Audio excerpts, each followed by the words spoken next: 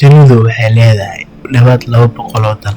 Qaar ka mid ah waa kuwo aad u waaweyn, inta badan waxaa maqasha dalalka aad u waaweyn sida Ruushka, Shiinaha iyo Mareykanka. Laakiin maanta waxaan ka hadlaynaa dhinaca kale ee dunida, dalal aad u yaryar. Qaar ka mid ah waxaa laga yaabaa in hal meel ay ka weyn tahay, qaarna waa jasiirado yaryar oo ku dhex yaala badweynta, qaar kalena waxay ku dhex yaalaan dalal waaweyn. Haddaba waa kuwee 10 dal ee dunida ugu yar? Kaalinta tobnaad waxaa inoogu jiro Malta. Malta waa waddan ku dhex yaala badda Mediterranean-ka, koonfurta Talyaaniga, gaar ahaan meel u dhow jasiiradda Sicily. Waa dal ka kooban jasiirado, waxaana jasiiradda ugu weyn lagu magacaabo Malta. Baaxadda dalkan waa 316 kiiloomitir iskuweer. Tirada dadka ku nool qiyaastii waa 588,754 qof. Waa kan ugu weyn liiskan 10 dal. Waa dal caan ku ah taariikh qadiimi ah, dhaqan qani ah, iyo goobo dalxiis oo indhaha u roon.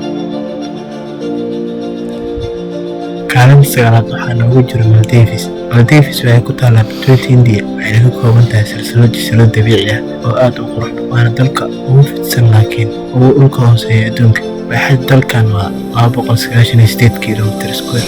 Tirada dadka waa 601,269 qof. Waa dalka ugu yar qaaradda Aasiya, wuxuu caan ku yahay dalxiiska, raaxada xeebaha ciidda cad. Kaalinta sideedaad waxaa inoogu jiro Saint Kitts and Nevis. Waa dal jasiiradaha oo ku yaala badweynta Atlantika iyo badda Caribbean. Waxay ka kooban tahay 2 jasiiradood oo waaweyn, fulkaanooyin ka dhashay. Baaxadda dalkan waa 261 kiiloomitir iskuweer. Tirada dadka ku nool qiyaastii waa 54,338 qofood. Dalkan waa dalka ugu yar dowladaha madaxa bannaan ee ku yaala hemisferka galbeed. Wuxuu caan ku yahay beeraha sonkorta taariikhiga ah iyo buuraha dhaadheer.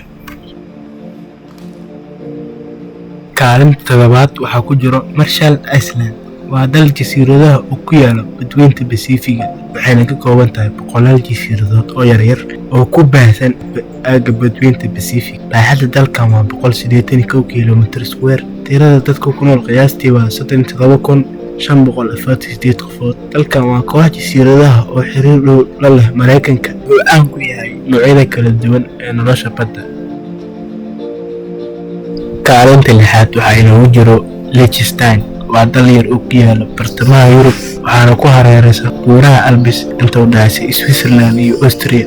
Waa mid ka mid ah 2 dal ee adduunka ugu go'doonsan dhanka badda. Baaxadda dalkan waa 160 kiiloomitir iskuweer. Tirada dadka ku nool qiyaastii waa 41,237 qofood. Dalkan waa dal boqortooyo ah oo aad hodan u ah dakhliga dadkiisuna uu ka mid yahay kuwa ugu sarreeya adduunka. Sidoo kale wuxuu caan ku yahay foomamka maaliyadda. Kaalinta shanaad waxaa inoogu jiro San Marino. Waa dal ku dhex yaala gudaha dalka Talyaaniga, gaar ahaan buurta Titano oo ka tirsan silsiladda buuraha Apennine. Waxaa gebi ahaan ku hareeraysan dalka Talyaaniga. Waa dal aan lahayn wax marin badeed ah. Baaxadda dalkan waa 61 kiiloomitir iskuweer. Tirada dadka ku nool qiyaastii waa 34,172 qofood. Dalkan waxaa loo haystaa inuu yahay jamhuuriyaddii ugu horeysay ugu da'da weyneed ee weli ka jirta adduunka, iyadoo la aasaasay sanadkii 301 ciise kadib. Kaalinta afraad waxaa inoogu jiro Tuvalu.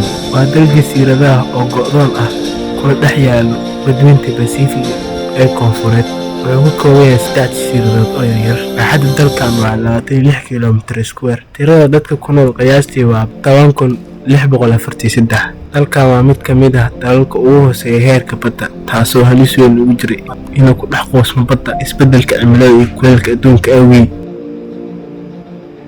Kaalinta saddexaad waxaa inoogu jiro Nauru. Waa waddan jasiirado yaryar oo ku yaala koonfurta jasiiradda Marshall Islands ee badweynta Basifiga, waana meel u dhow dhulbaraha Micronesia. Sidoo kale jasiiradda ugu yar ee ka madax bannaan adduunka oo dhan. Baaxadda dalkan waa 21 kiiloomitir iskuweer. Tirada dadka ku nool qiyaastii waa 12,025 qof. Dalkan waa jamhuuriyadda jasiiradda ee ugu yar adduunka, mana laha caasimad rasmi ah oo loo aqoonsan yahay, iyadoo si weyn loogu ogaa qodista maadada phosphate.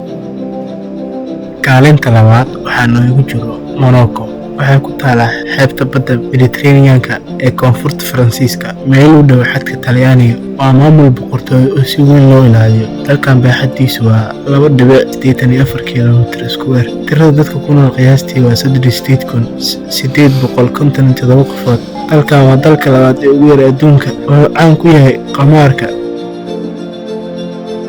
Kaalinta koowaad waxaa ku jira Vatican City. Waa waddan madax bannaan oo gebi ahaanba ku dhex yaala gudaha magaalada Roma ee dalka Talyaaniga. Waa dalka ugu yar caalamka ee la aqoonsan yahay. Dalkan baaxaddiisu waa 0.49 kiiloomitir iskuweer. Tirada dadkiisu qiyaastii waa 882 qof. Waa dalka ugu yar adduunka dhanka baaxadda iyo dadka. Waa xarunta ruuxiga iyo maamulka ee kaniisadda Katoliga, waxaana hogaamiya baadiriyaal.